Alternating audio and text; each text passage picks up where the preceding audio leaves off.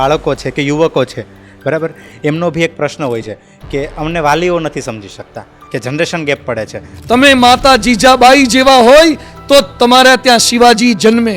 લક્ષ્મીબાઈના પ્રસંગો સાંભળ્યા હોય તો દીકરીઓ એ ડરપોક ના થાય, એ શુરવીર થાય. 14 વર્ષની ચારણ કન્યા, જગદંબાસી ચારણ કન્યા, સિંહની સામે ચારણ કન્યા ઊભી રહે છે. એ સિંહની સામે હાથમાં લાકડી લઈને ઊભી હતી અને સિંહને કહે છે ગીરના કુત્તા ઊભો રહેજે, ભૂખ મરાતો ઊભો રહેજે. સિંહને ધમકાયો અને સિંહને ભગાડી મૂક્યો. આ આપણી સનાતન ધર્મની દીકરીઓ હતી. આજે વંદો કે ઘરોડી જોઈને ભાગી જાય છે.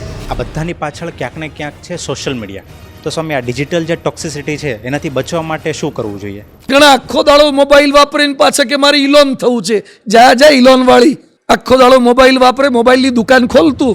લાઈફમાં ઘણી બધી જગ્યાએ રિજેક્શન આવતા હોય છે, તો આ બધાને હેન્ડલ કઈ રીતે કરવા? યુવાનોની વાત કરીએ ને તો વાંચન છૂટતું ગયું છે. તો સારું વાંચવું, સારી વસ્તુ સાંભળવી, આ કેટલી ઇમ્પોર્ટન્ટ છે? સુખી જીવન જીવવા માટે કેટલા રૂપિયાની જરૂર છે?